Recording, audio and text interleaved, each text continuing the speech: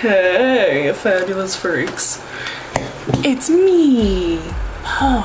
Welcome to another episode, which has been long awaited for, of Gothic Beauty 101.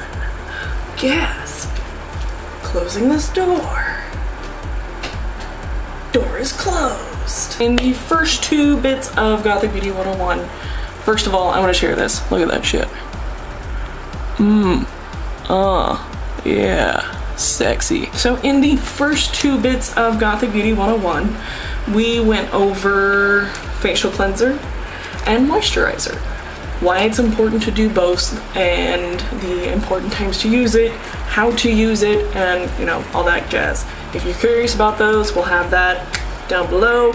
It'll be in its own playlist and all that other gibbly. Let's talk exfoliation. This is my favorite part of any skincare routine, is the exfoliation part. Have you ever put lotion on your hands while wearing gloves? I mean, really guys, for instance, I am wearing a glove. No, I was too cheap to get the black ones. Shut the hell up. Here's how our skin works. Our skin develops in layers, from the bottom up. So eventually, over time, your skin cells build up on top of each other, like right underneath each other. They're always making new cells. They're constantly going on the bottom, so it keeps building up in layers. Now by the time a certain layer reaches the very top, it ends up being just kind of a big old honking mess of dead uselessness. You can't put lotion on your hand while wearing gloves. So here I do. I got me some, what is this? This Moisture Whip Massage Cream. Ultra nourishing with white tea. Whatever. It's pretty. It smells good. I'm just gonna put some on my hand with the glove. Hey, look at this. I'm gonna try and spread this lotion over my hand that has gloves on it. Look how it does not absorb into the skin. See? It is not absorbing. It is just there. That's all it's doing. I don't know if you can see it, but it's not doing shit because it's a glove. So every now and then, what you gotta do, you gotta take the gloves off.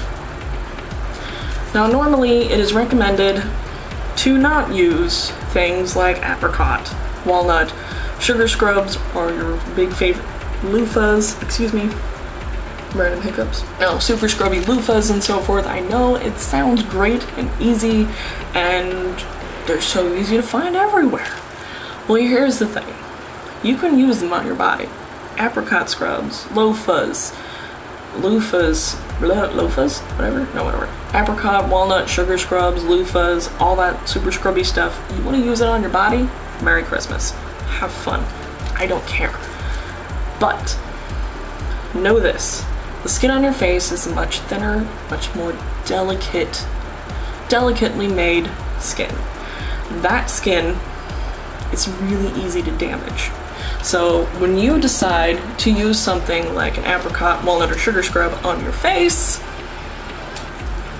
that's like trying to remove your gloves with a big ass knife. Now a lot of times things like apricot, walnut, or sugar scrubs, they tend to have little microscopic sharp edges in them, and those little bitty sharp edges can make itty bitty cuts into your skin, and little bitty cuts into your skin can become tiny little infections.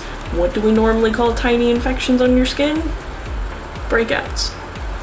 Because that's what most breakouts are. Regular exfoliation, basically, not only are you finding a way to, I'm taking that off, not only are you finding a way to make your moisturizers and serums and whatever else you want to last longer, because you end up using less of it, considering you don't have to fight through the glove anymore, ta-da, you don't need as much. So you end up buying less. Dude. Guys, I think I broke the code. I broke the money code for skincare. Just fucking broke the code. You spend less money if you use less shit. Let's talk about how exfoliation can prevent things from happening, or it can fix things, actually. So not only is exfoliation going to, regular gentle exfoliation is not only going to help your moisturizers go a lot further, it's also going to help your skin get less breakouts, it's going to get less red, it's going to get less irritated. It also has the ability to help with hyperpigmentation or dark spots. It also has the ability to help out with evening out your skin tone and your skin texture. Exfoliation is kind of a magical thing. A lot of breakouts and blackheads are created by a combination of things. One of the biggest pieces of that combination is dead skin cells. Sometimes dead skin cells will get loose and they'll decide, you know what, I'm just gonna hang out here in this pore with my buddy's bacteria, and other random debris, and we're just gonna chill out, we're gonna have a party in your pores, and next thing you know, you get a big old honking zit. Or massive blackhead, or whatever else might happen. So, you know, dead skin cell. They decided to become a rebel and go have a party. Now it's an asshole. Another thing that it does help with, like I said, it helps with hyperpigmentation. And the way it helps with hyperpigmentation is it helps promote skin cell production. So your skin is going to produce less skin cells if it feels like it doesn't need to. So, meaning, if you don't exfoliate, your skin eventually is just going to be like, and not give a shit anymore. And you're going to go, why is my skin so dry and broken out and irritated and I want to get rid of these dark spots and Basically, regular exfoliation actually helps promote cellular turnover. So, when you are regularly exfoliating, what happens is you're getting rid of the old and you're telling the new, you better get moving. Get moving. You're promoting skin cell renewal, you're promoting, you're cleaning away all the gross dead skin so that way it won't get into your pores. If your skin gets really red and irritated and you're worried that it will make it worse, here's a good thing. My skin, personally, gets really red and irritated, and so do a lot of my really fair-skinned clients. I've got clients with rosacea and acne and just plain old sensitive skin. One thing that happens with me, for instance, if I don't exfoliate regularly, what happens is I get weird bumps all over the place. They're just, my skin gets really red and irritated, and it's just not a good look. It's not a good look, I'm not gonna lie to you. Now, what can happen, what does happen a lot of times, is the dead skin cells on top will irritate the good stuff underneath. It's kind of like the seniors picking on the freshmen. It's not nice. Now, let's get into how often you should exfoliate. Exfoliation should only be done about 2, maybe 3 times a week. With that being said, usually my personal rule of thumb would be about every 2 to 3 days. See, I know normally it's not recommended to wash your face in the shower, but we all do it, including myself. It's convenient, and I'm at times a really lazy asshole. And I guess as long as you're not like sticking your face straight under like crazy hot shower spray, it's not that bad. It's not that big of a deal.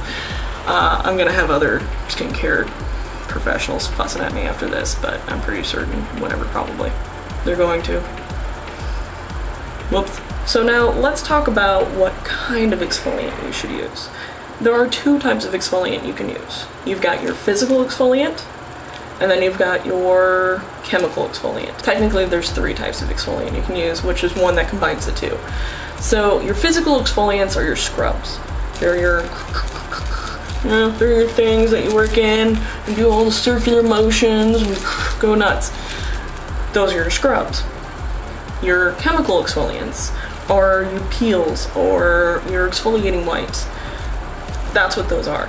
And yes, there are exfoliating wipes. I know there's a few brands out there that make decent exfoliating wipes. I know Murad is one of them. Unfortunately, it costs extra.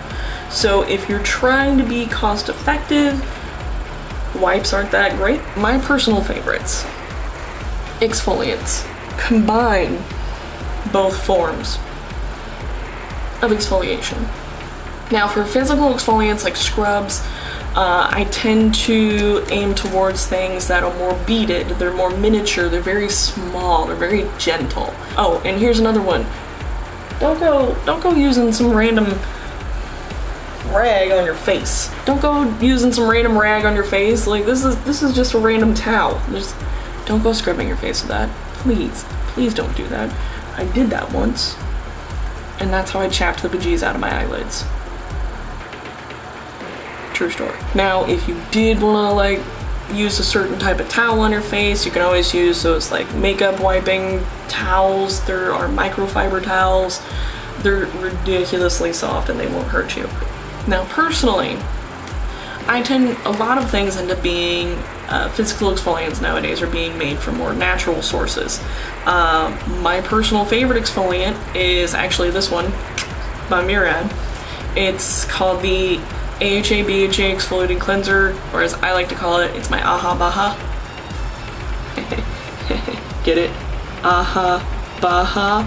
Huh?